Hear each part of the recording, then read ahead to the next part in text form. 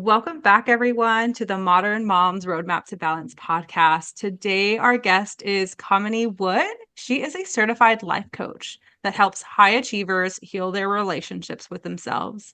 She helps people take courageous steps in identifying limiting beliefs, reasons for stagnation, and overcoming self-doubt in order to live a fulfilling professional and personal life. Welcome, Kamini.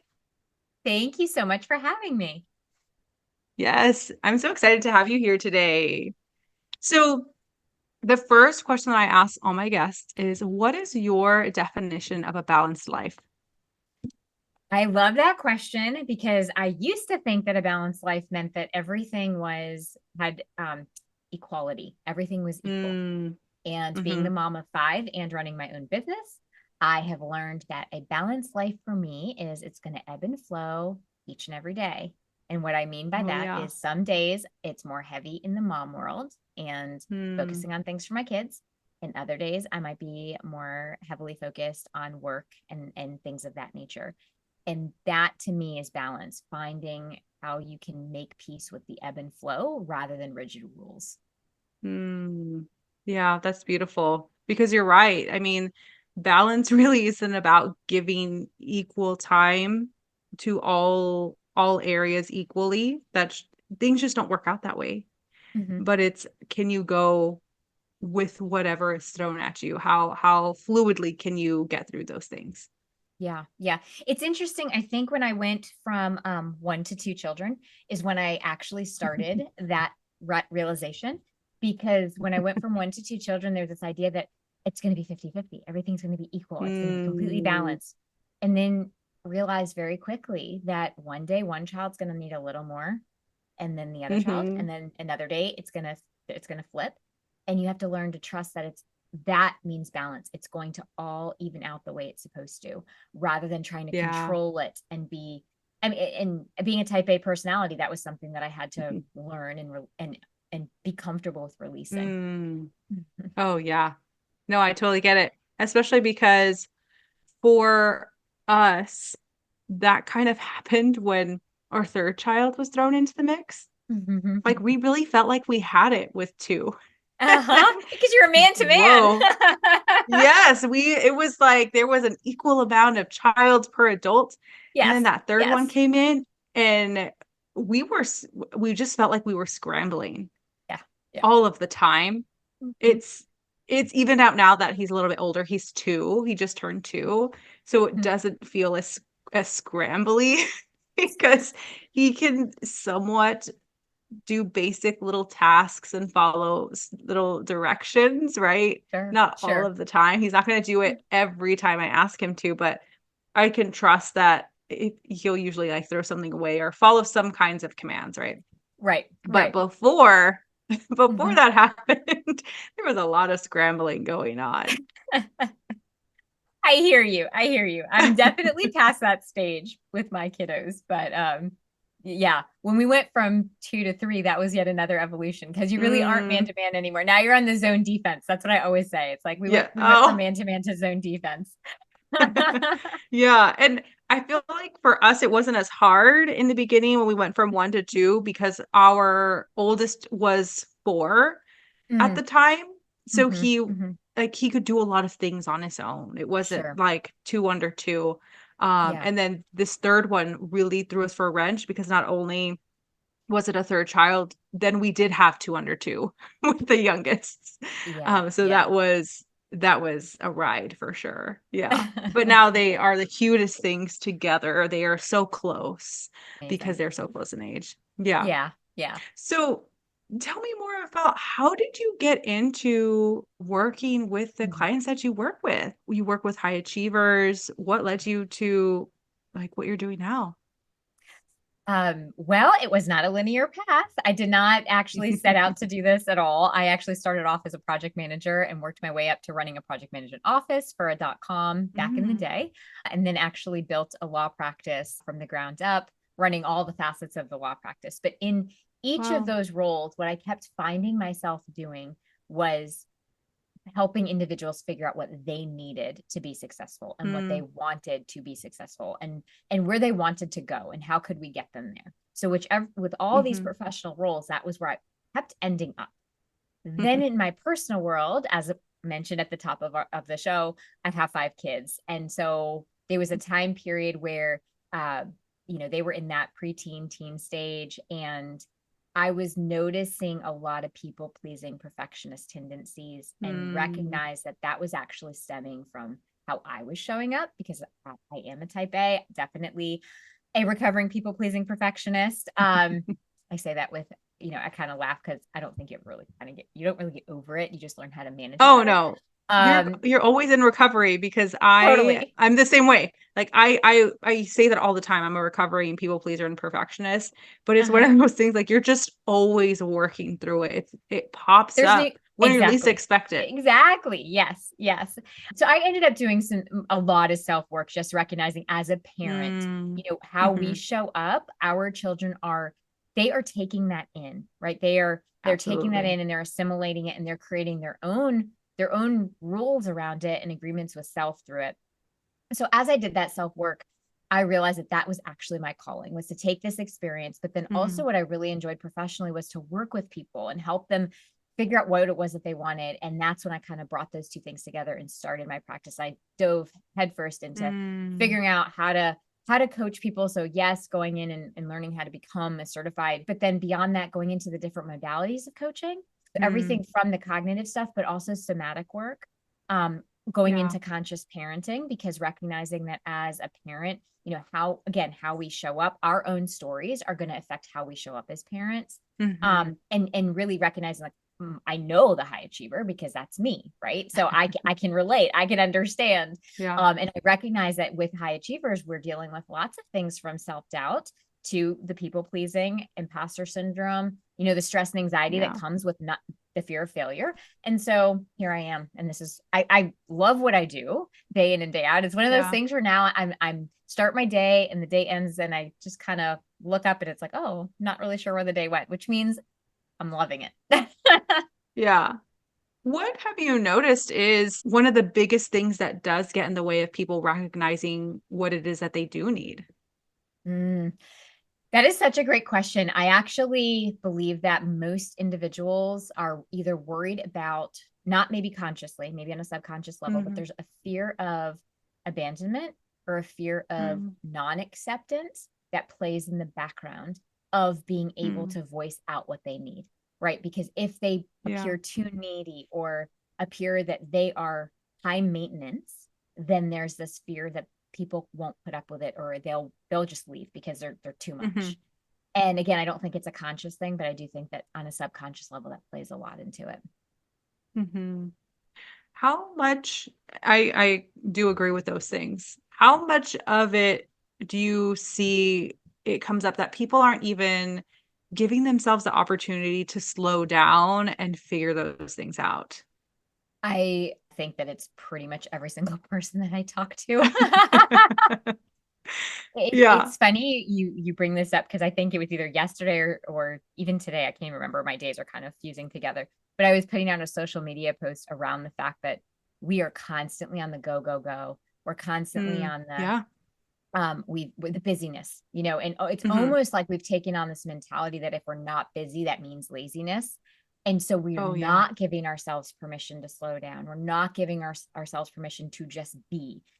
Everything is Mm. measured by doing and Yeah. achieving, and the achievement pressure and all that goes into that. And I think moms, not to say that dads don't have it, but I think moms especially are feeling this, because there's this Yeah. constant need to do more and achieve, and not as the Hmm. mom, but also you're measuring it by how your kids are doing.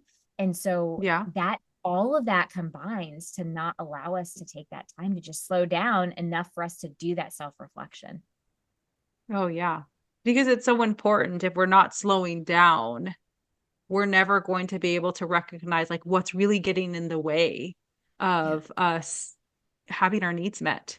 Yes. Not able to recognize what we need, and not able to not able to recognize what it is that is getting in the way of those, any barriers, if Mm-hmm. any. Sometimes there's not barriers, it's just our unwillingness to ask for them because of Yeah. those things that you mentioned. Yep. Fear of abandonment, fear of being judged, fear of seeming too needy, Mm-hmm. too Mm-hmm. much. Yeah. Yeah. Too much. That's a big one. Or even just Hmm. the false belief of thinking you're undeserving or you're unworthy of having those needs met. Right. Hmm. Those come from old narratives and old stories, but time and time again, I'm seeing Yeah. it over and over again with people. Oh, yeah. And Mhm. also as for high achievers too, it's almost like they can't give themselves permission to slow down because you should always be meeting that next goal. Like if you're not meeting the next goal, this your identity of a high achiever is almost can seem like to be taken away from you.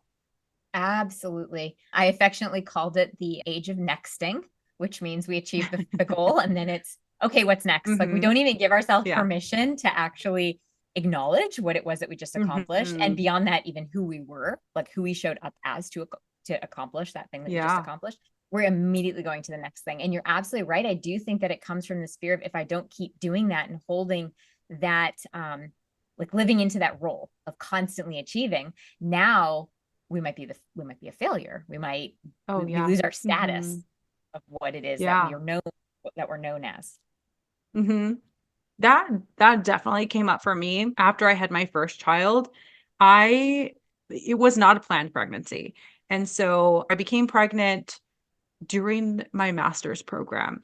So I gave birth to him like right after I graduated, like days, like less Mm-hmm. than a week. And I had a big plans for myself. I was going to go to Washington, I was going to change policy, all of these things that I had in my mind that I was going to do like big things, right? And then I became pregnant and now I'm a mom and having not just to care for myself but also care for this baby. And things shifted. I couldn't really go do those things at the time.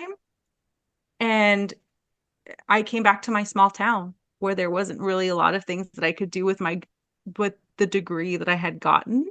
Mm-hmm. And in that like, void of figuring out, okay, the what's next, I couldn't think of what the next was. And I became really depressed of not Mm-hmm. knowing because for so long, I always had a what's next.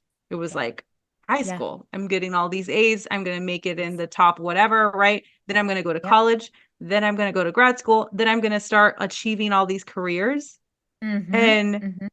looking back, luckily for me, that happened really early because Mm. I know for a lot of people, it happens so into their career where they don't know what that next What's is. next? So I am grateful that it happened so early on Mm-hmm. because I Mm-hmm. was in my early 20s at that time Right. when I Right. experienced that. But I Mm-hmm. know a lot of people hit that in their 30s and 40s. Mm-hmm. Mm-hmm. You're absolutely spot on with that. And I think when we hit it in our 30s and 40s is when not only does the depression kind of hit at that point, Mhm. but with that loss of identity also comes anxiety, right? So you're dealing Yeah. with both of those things. I will say that so I work with teens all the way through mature adults, and I'm even noticing it in our teen Mm. and college age population right now, the nexting, where it's Wow. like, I've got to do this. You're just mentioning, like, I got the Mhm. grades and then it was top tier Yeah. school. And then it's, and Mhm. I'm noticing it even with that, where it is going back to that achievement pressure. It is all about the next thing and accomplishment and success. And Yeah. what is that?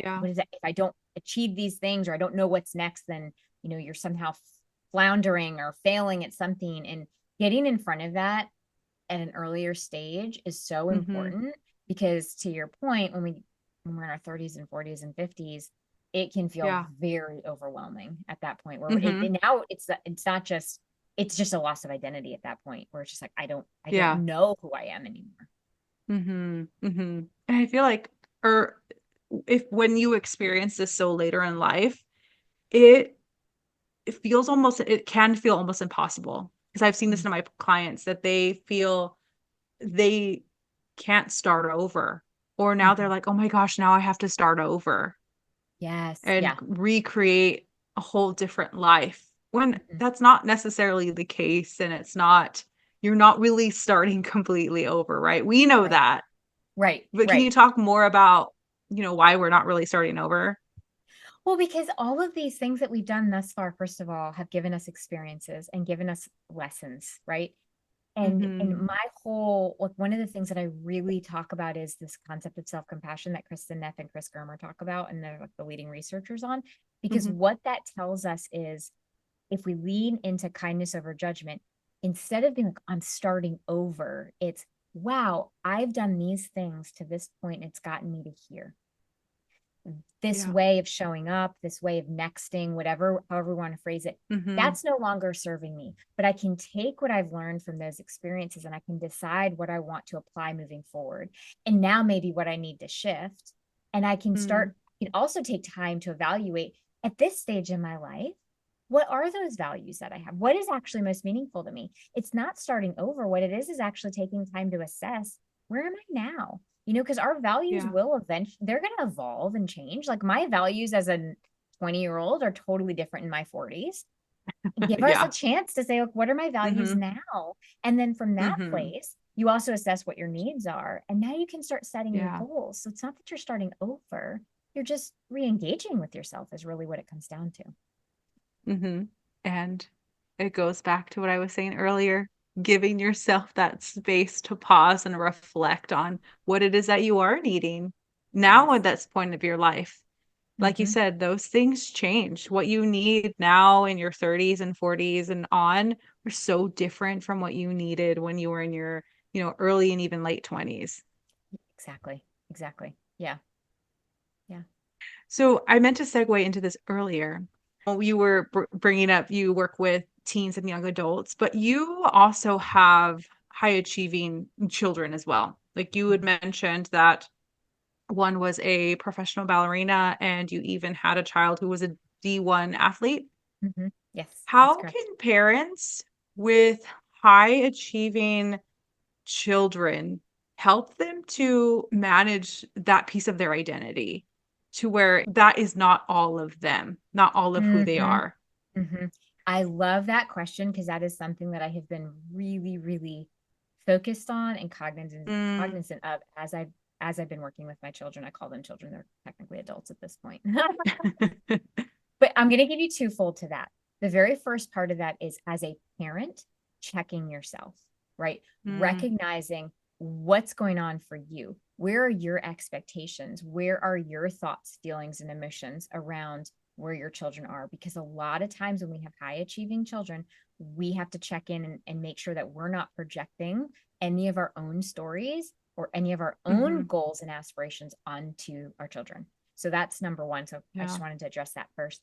The second part, though, is really putting forth a diligent effort on talking to your children around recognizing that they're not just looking at what they're achieving, but who they are and how they're showing up as individual Mm. people so that they have a line between measuring their worth through what they're doing in their achievements and seeing that their worthiness already is in and of itself.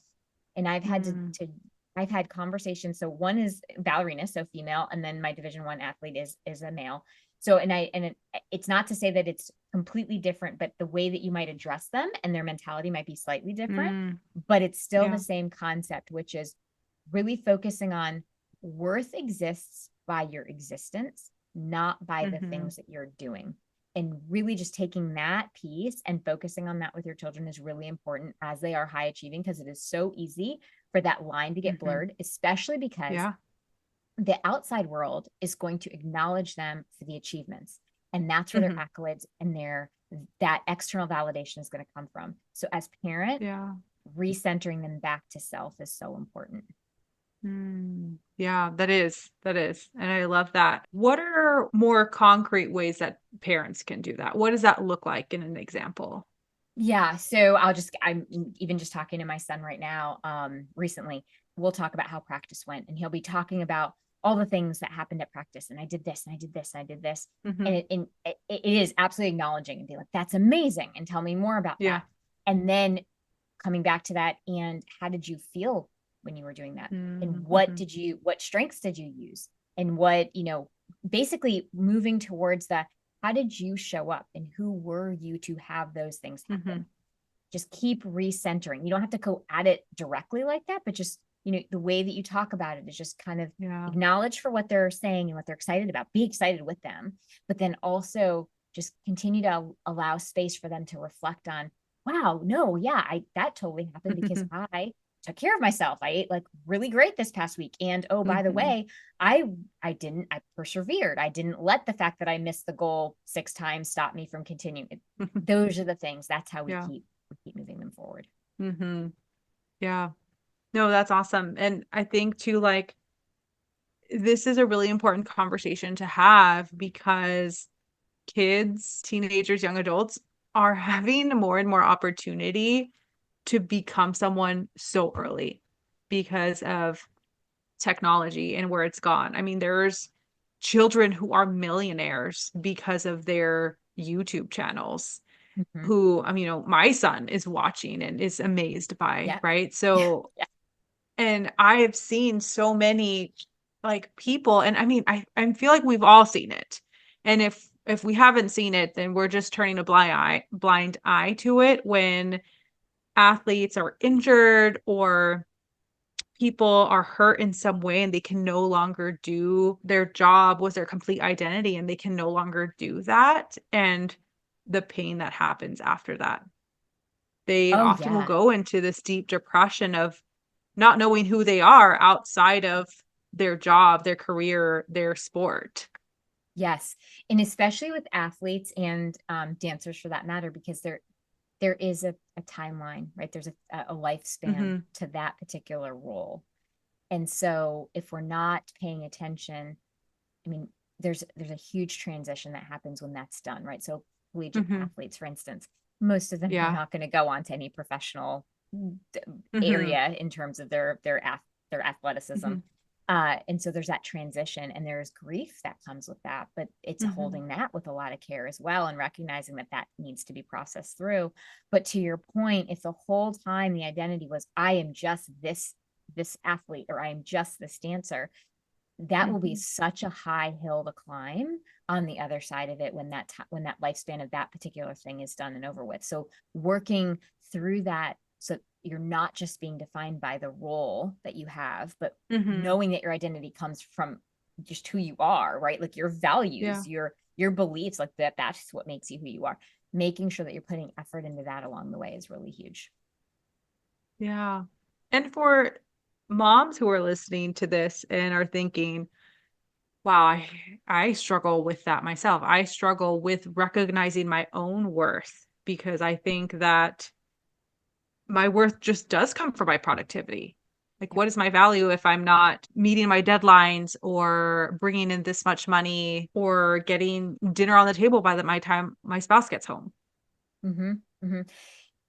Yes, and I think that that happens more often than we're paying attention to, and that's what I was referring to earlier too when I said check in with yourself, Mm, understand what your stories are, what's going on for you, because again, if we're not doing our own work, it's very difficult to lead our children into doing that work. yeah. And so taking that time to sit and recognize, wow, I have been defining my worth by the roles that I've been playing or by the things that I've been doing and going back and realigning with, the capital S self, what are the pieces that Mm, make me who I am and coming back home to that, doing that work for yourself, because as you do that work for yourself, you'll be able to lead your children through that mhm. same path. Yeah. Yeah. And what are some strategies for moms listening to be able to lean into that capital S self? Mm, I do really believe that taking the time to really identify as of today, present day, what are the things that are most meaningful to you, right? So values, really going back to identifying what inspires you, what brings you Mm, that joy, what are the things in life that are most meaningful? What are those core values? Doing that is the first step in kind of re-engaging with self. I also do believe, and we've discussed this earlier, is paying attention. What are my needs? As of today, again, we're yeah. doing present day. What is it that I actually Mhm. need? What are those authentic needs that I have? Because when we know our values and our needs, we then can figure out, for our own selves, what goals we want to set, but then also we're really understanding who we are, that capital S self. And Mm-hmm. that's when we can have those more meaningful relationships with our kids, with our partners, with our friends, our coworkers, whomever we're Yeah. interacting with. That's when we're going to have more meaningful connection. Oh, yeah. And I also want to point out that at least it's something that I've seen. It that's not something that everyone is going to instantly be able to recognize. That process might take time because you may have to explore new things that do bring you joy, that do give you spark, that do give you passion. Because at least right now, there is so much pressure put onto moms, the mental load, the load of the entire household. There's very many loads that are put onto moms to carry, and they often will no longer recognize who they are anymore outside of the role of mother Mom. Mm-hmm. or even their career. Yeah. Yeah. And that's so true. And that's why I say one of the things is it's not like a one and done. First of all, it's going to take time, Mm-hmm. which also requires giving yourself grace as you go through the process. But it may even look like paying attention to what makes you smile during the course of the day. Mm. We think about where to start. It's really difficult sometimes for those of us who are so ingrained in the role of mom, or maybe the role of Yeah. whatever career we have, that we can't even think about, what do you mean by values? It feels overwhelming. So even Yeah. starting with something as simple as like, just pay attention to what makes you smile in the course of the day. When do you feel connected to yourself? It can be something super small. Like for me, Mm-hmm.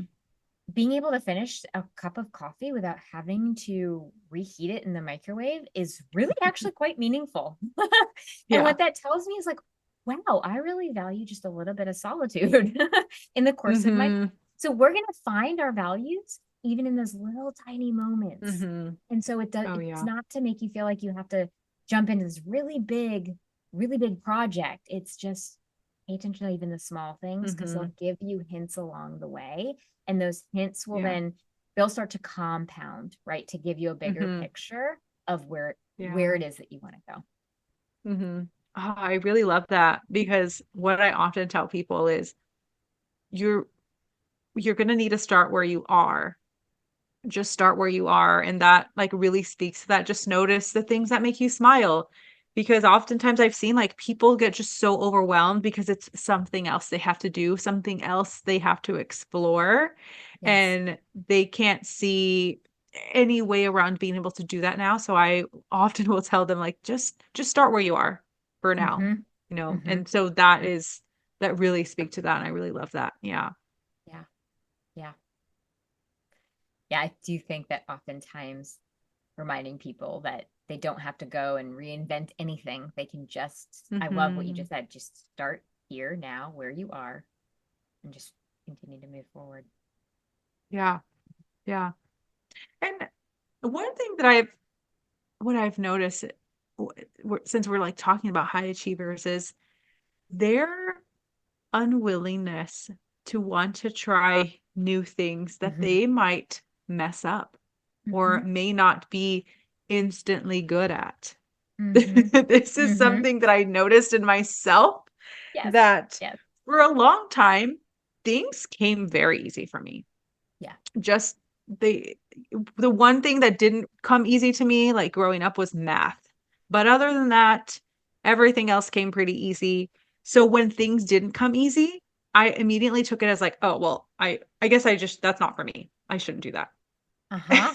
Yes. Instead of Yes. like Yes. building that tolerance for, what is the word?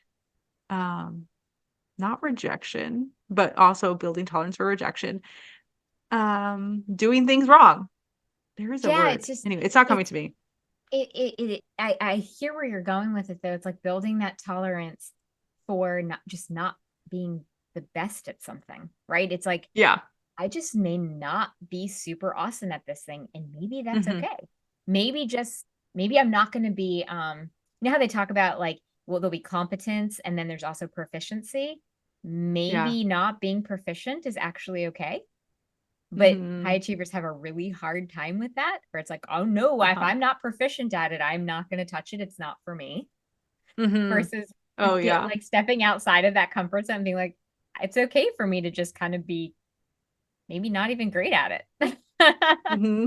But it is Yeah. definitely a struggle. It is absolutely a struggle. That was me. I'm not musically inclined. So that would be me with any type of singing slash musical instrument. And the reason I bring that up is because oftentimes, like, or what I've seen is there is so much potential in that creative space that no, you might not be proficient, but that is going to be possibly a way for you to rest if you gave it the chance and if you're able to just step out of your mind and get over being perfect. Yeah. Yes. I love that you just said that because you get to rest and also not have to, what I refer to as being on, right? Because as a high achiever, Hmm. you're always on because you're always texting or performing. Yeah. But if we're not in that place of proficiency, we learn to just be, just Hmm. exist and experience the thing that's happening in the present moment. So it's almost like an act of mindfulness at the same time. Oh, it is. Yeah. Mm-hmm. Yeah. Mm-hmm. Because there is more than one way to rest. There is so many different ways to rest, and it's figuring out which ways is going to give you the most feeling of being refreshed. Because it's Mm-hmm. not just getting your 6 to 8 hours of sleep.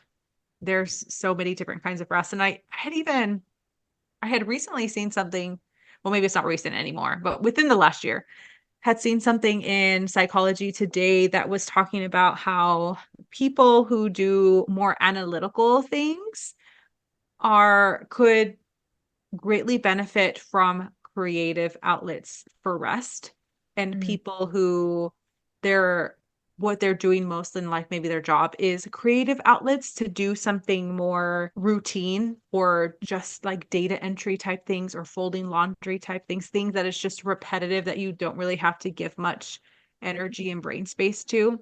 Sure. And so I thought that was really interesting. And it really just talks about how there are different kinds of rests and we're all going to benefit from it in different ways. Mm-hmm.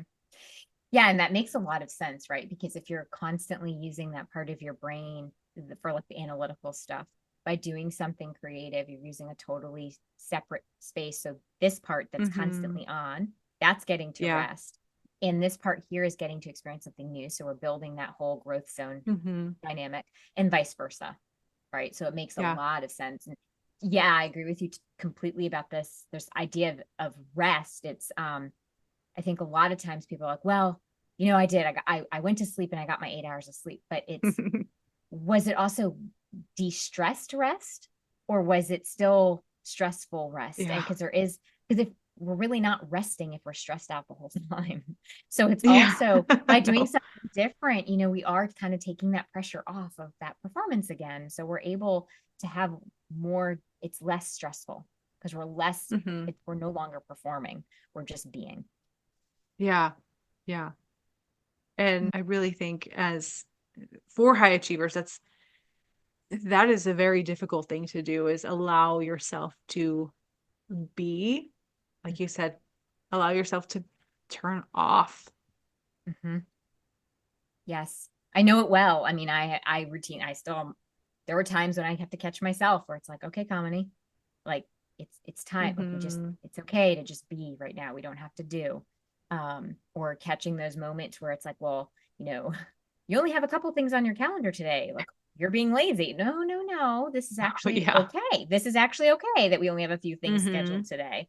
So I'm a big advocate of self-talk. I do believe in talking to yourself because I definitely do it to Hmm. myself many, many days. Yeah. Where you kind of go in and you're like, yeah, no, it's okay. We're okay. We don't have to Hmm. overdo it. We don't have to overschedule ourselves. And Oh, giving yeah. myself And permission to slow it down. yes. And I know that you're very familiar with parts work. Mm-hmm. And I also use that modality within my practice. And so when you're saying like I often talk to myself, I do the same. Yes. It's Yes.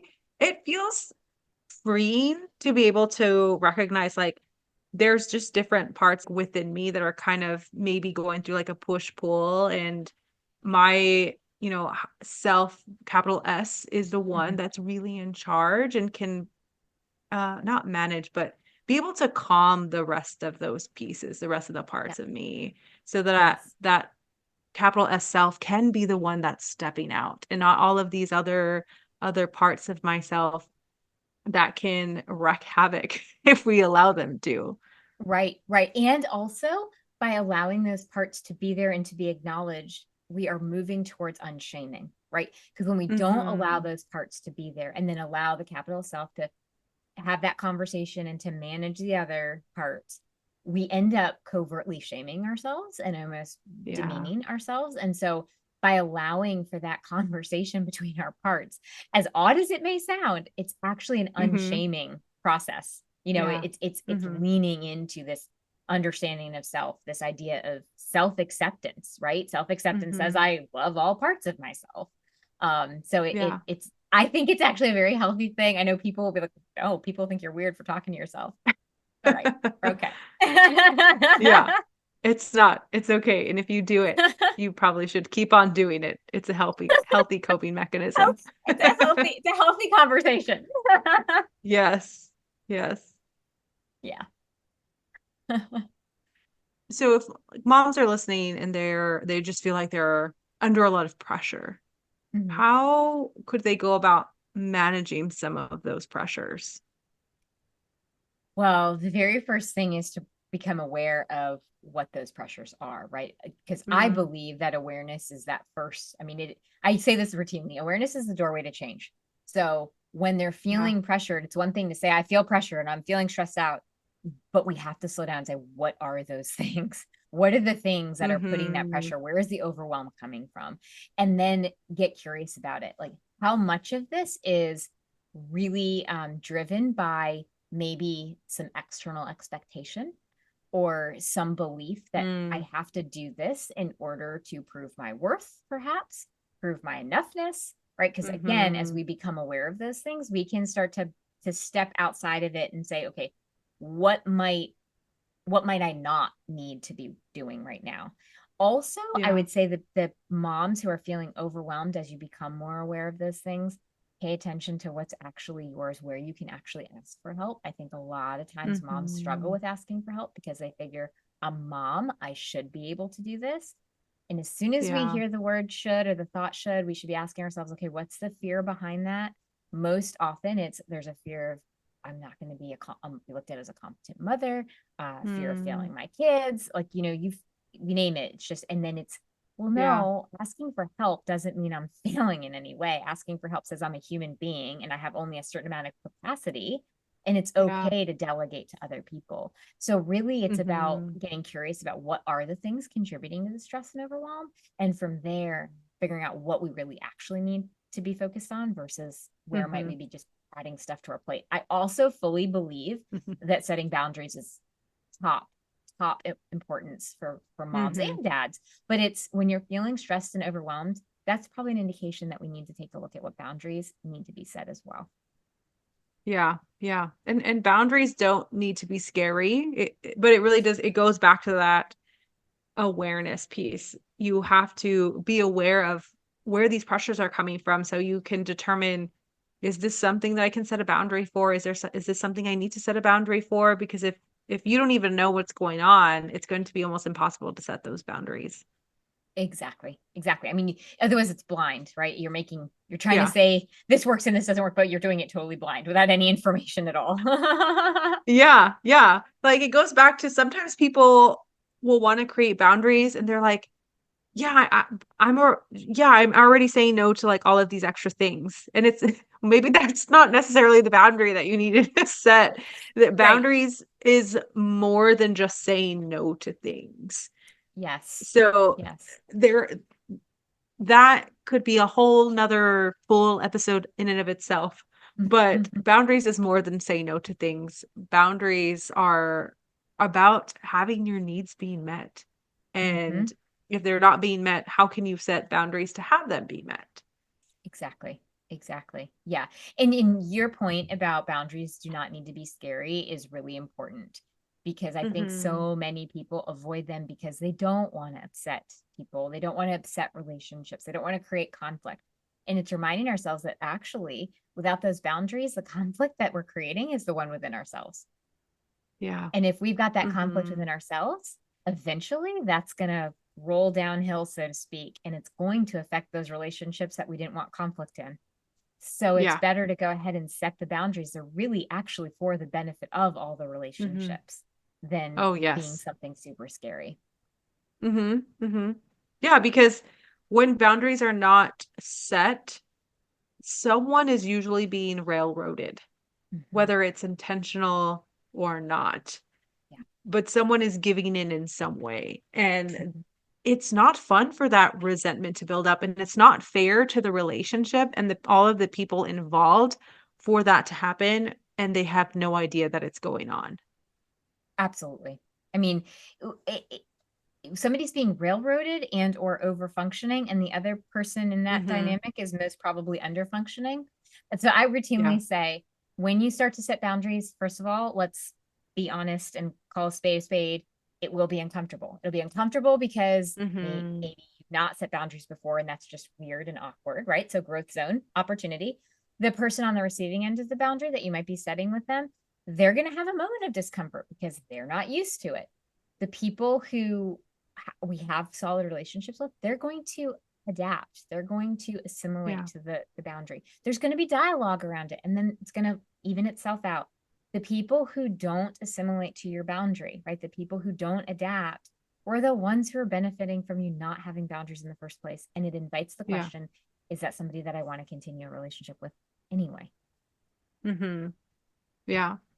And asking that question just gives you your power back because Mm-hmm. then you're giving yourself this choice versus you not acknowledging that you had a choice in this matter.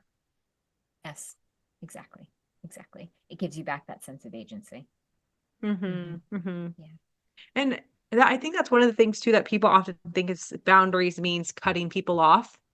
That that's that's usually like the last resort when people are talking about setting boundaries. Like setting boundaries is to prevent you needing to completely cut someone off. But I think Yeah. that's the first thing people think of Mm-hmm. is no, because I still want a relationship with them. Yes, we probably Exactly. want you to have a relationship with them too. Yes, It's, exactly. yeah, Yeah. Mm-hmm. it's just the boundaries protect your relationships. Mm-hmm. Protect your relationships and protect your own sense of self. Yes. Mhm. So, Kamini, it's been a pleasure having you today. Can you talk a little bit more of exactly what you do? And if people are listening and they're like, I really need to work with her, she would be a great fit for me, how could they contact you?